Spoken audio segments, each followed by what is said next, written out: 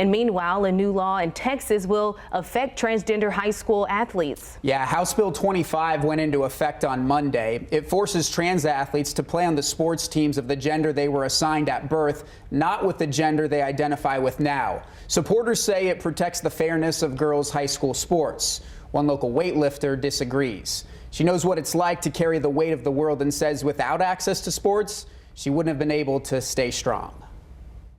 Push. Good. Again.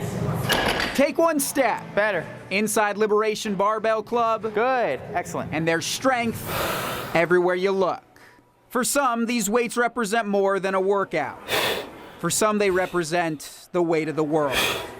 22-year-old Angel Flores. Where do you want me to start? Carrying that burden for most of her life. This thought hovering of like, I am not like these other people. I am different. I need to switch something. Something needs to change. But a few years ago, the burden turned to beauty. I was driving down home to San Antonio, listening to a podcast, and one of the hosts actually comes out as trans on the podcast.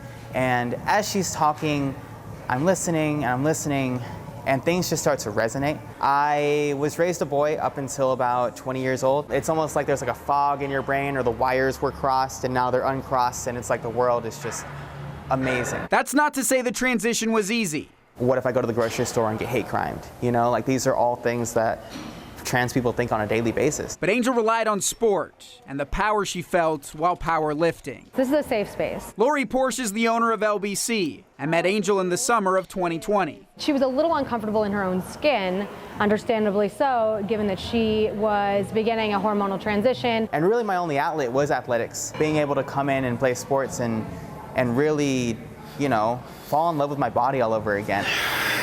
Throughout the last year and a half, I have just truly seen her blossom. She is so much more confident.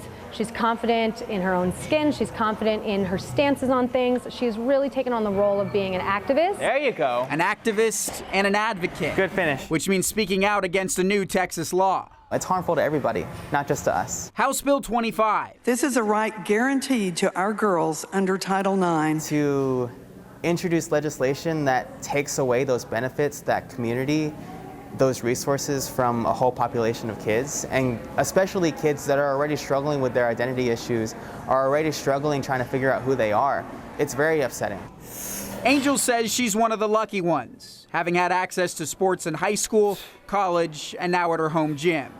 Her message to the trans kids now affected Last one. is to stay strong. I truly believe that now that I found my true self and now that I found my true place in the world. Good, much better. And I know who I am and what I want to do, that I can tackle anything that comes my way. Her goal, to be a symbol of strength. I want to be able to spread that to everybody around me and everybody around the world. Not just lifting weights, but lifting others. I'm trying to squeeze back almost. In Austin, Good. I'm Jake Garcia.